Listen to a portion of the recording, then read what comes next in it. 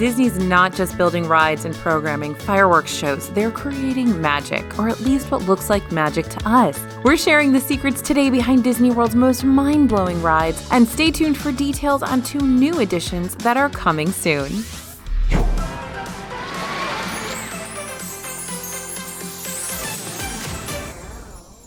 Hey everybody, it's AJ for Disney Food Blog. Disney rides incorporate some incredible illusions, some of which are practically impossible to figure out, but spoiler alert, we've done the legwork to show you what's behind these hidden tricks. And we've got the details behind 2 brand new pieces of Disney magic that you'll be seeing soon in rides and attractions.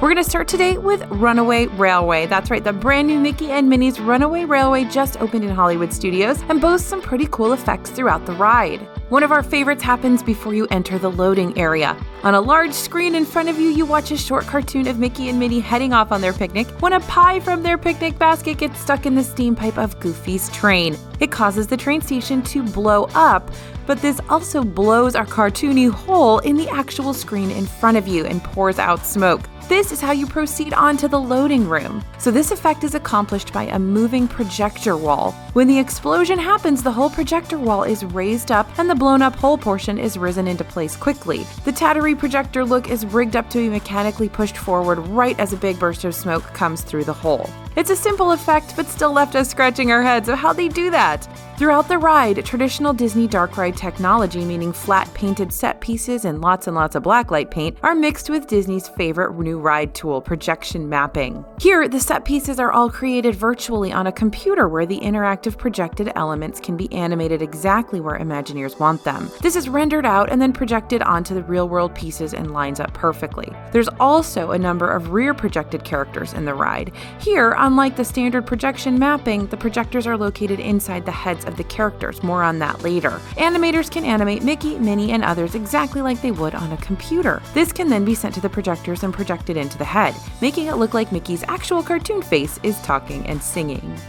Alright, staying in Hollywood Studios, let's talk about basically, all of Rise of the Resistance. We've already said it a bunch on the channel. Rise is downright incredible. Every single detail syncs up to totally immerse you into the story. All the effects are seamless and there's so much to take in. You could probably ride it 100 times and still find another small detail each time you ride. But we're going to narrow it down to the truly jaw-dropping. Otherwise, this video would be about an hour just on this one ride. So Rise of the Resistance has 4 different parts that each offer something incredible. This thing is huge. It had the largest concrete pour of any Disney attraction to date and relies on over 5 million lines of code to create the entire experience, which is probably why the ride has frequent downtime. After you've wound through the beautifully designed queue, you make your way to the pre-show where you're recruited to the Resistance by Rey in hologram form. Now this hologram was designed in partnership with Panasonic to create a super crystal clear projection that would look just like the hologram messages seen in the films. From there, you're going to hop on a transport ship with the first of many brand new animatronics created just for the ride. Lieutenant Beck is one of the higher end animatronics in the attraction.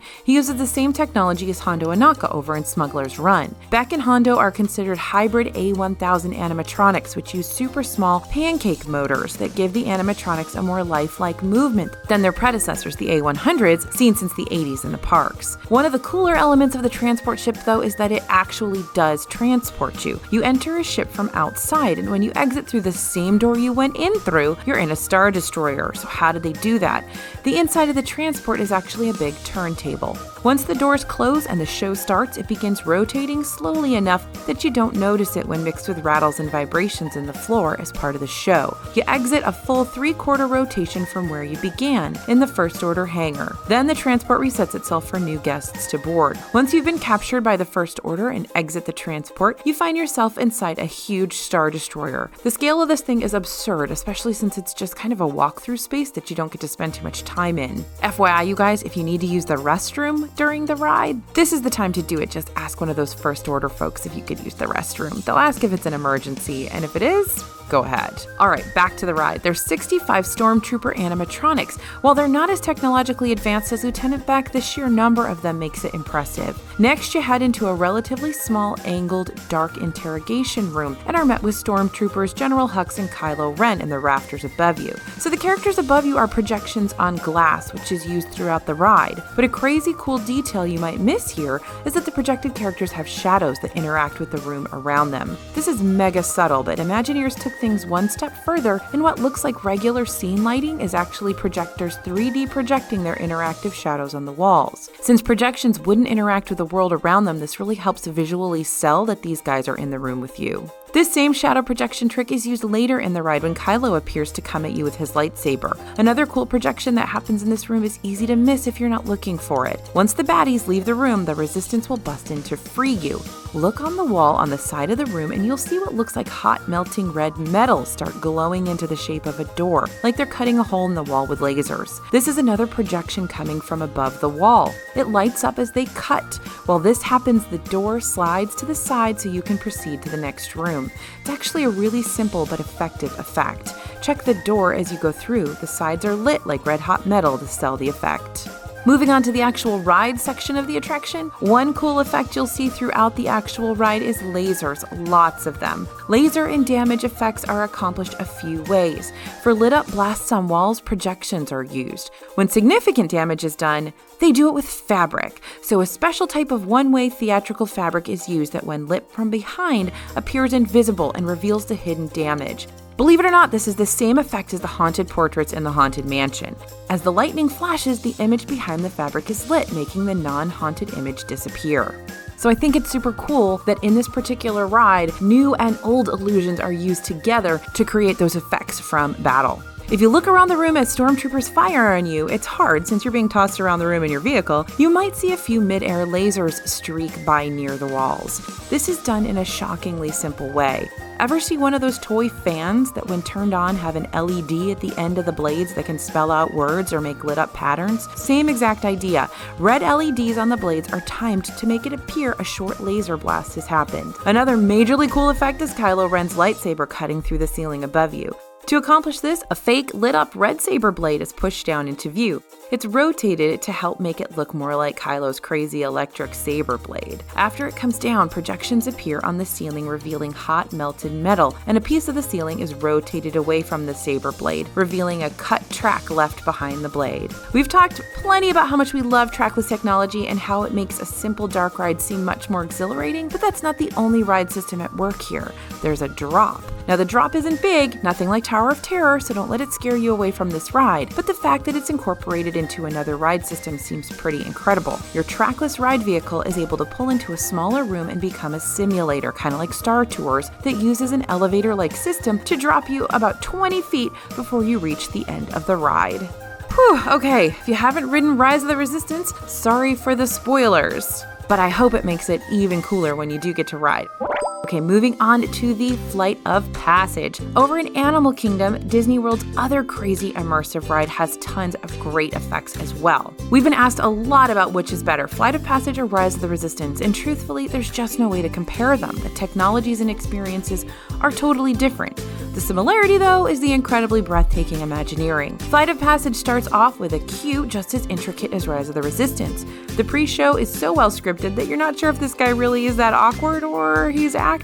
Now, the ride vehicles may look like bikes, but they've got a lot of tech going on that will totally convince you that you're flying on a Banshee once the ride gets started. You might be distracted by the insane visuals, but what was that by your knee? Yeah, this thing is breathing. So each bike has pads right next to your knee that simulate the breathing of the Banshee. It happens several times through the ride. Well, actually, your Banshee's breathing the whole time, but they make that breathing effect stronger a few times during the ride when your Banshee is scared or fighting, or when you're in that quiet cave and you can really feel that Banshee just relaxing. Totally cool, totally 4D effect, and it really makes a difference to the ride.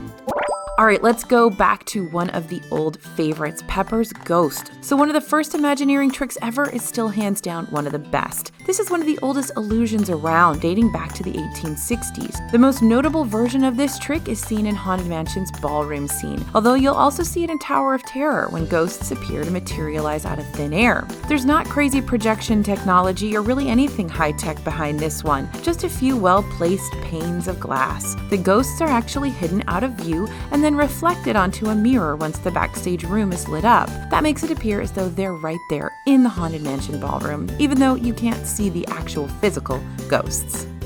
All right, now this next one, It's so crazy that a lot of us have not been able to figure this one out. This is the mirror in Enchanted Tales with Belle in Fantasyland and Magic Kingdom. We've talked about this one before, but it's seriously one of the coolest tricks we've seen, even with all the new tech in Galaxy's Edge. This Magic Kingdom attraction is definitely geared towards kids, but if you have the chance to go check it out, you should, because this Imagineering detail is not to be missed. Before you enter the show itself, you go into Maurice's workshop and stand in front of a mirror hanging on the wall. That then transforms to show you the Beast's castle and then becomes a doorway to enter that castle.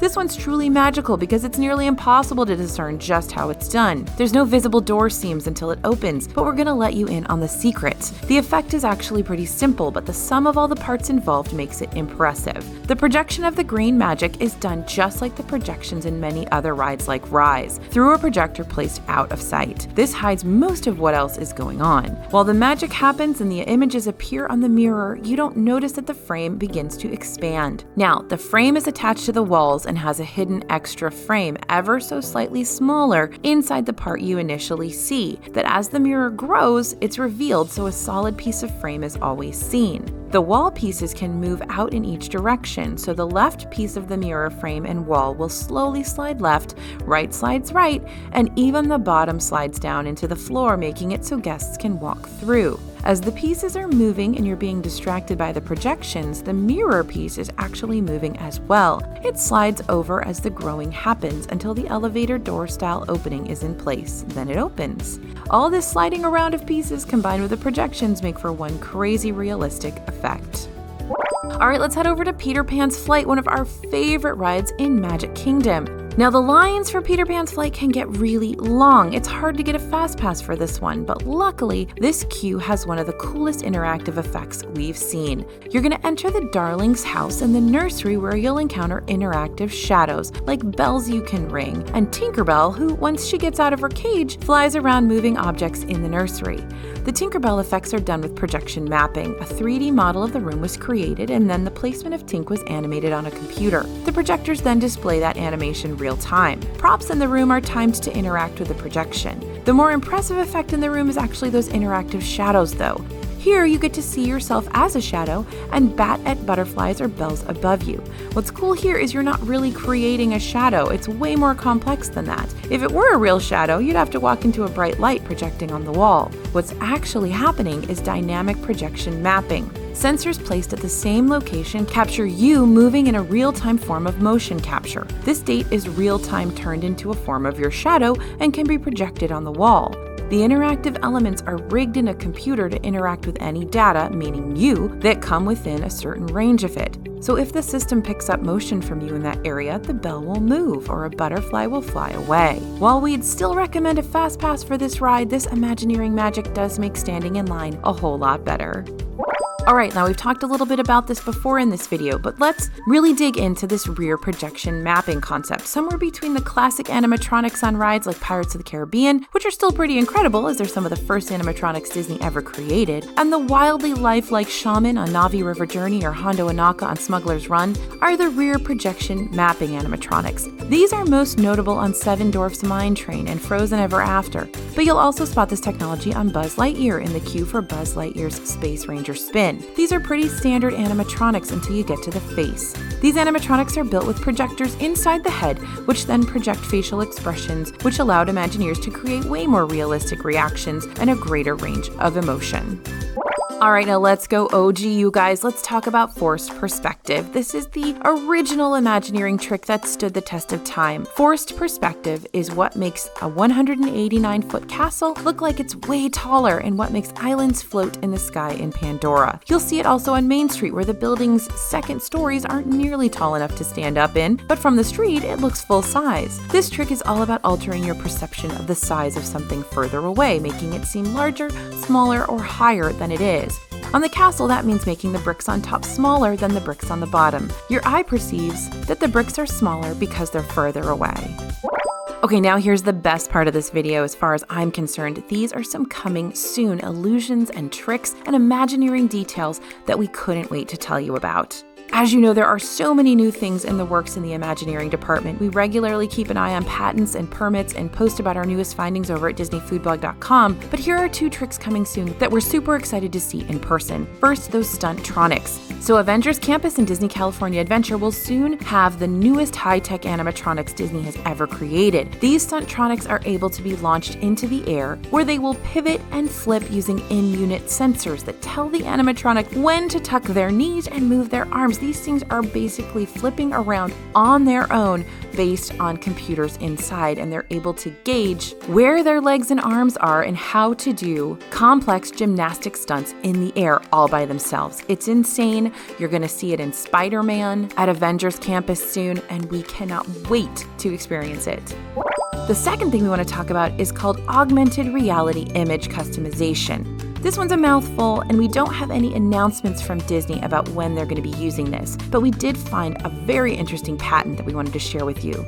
Essentially, this device would allow the creation of a customized photo experience using augmented reality. So a user could select a persona like Cowboy or Ninja or even Rey or Indiana Jones, and then pose for a picture, and the augmented reality would then apply a costume to the person in whatever pose they've chosen. So you could basically cosplay virtually. Now, like I said, we don't know where exactly Disney might be using this, but we're guessing PhotoPass is a great opportunity. So there we go. There are some amazing ways that Disney uses to totally blow our minds on these rides, the secrets behind some of Disney's best ride illusions. And again, we can't wait to see these next ones that are going to be coming soon. As always, you guys, thanks for listening and thanks for watching. These are the kinds of videos that really excite the Disney fan in all of us and remind us how totally incredible these attractions really are. Let us know in the comments what your favorite attractions and illusions are. We can't wait to hear from you. This is AJ for Disney Food Blog, and we'll see you real soon.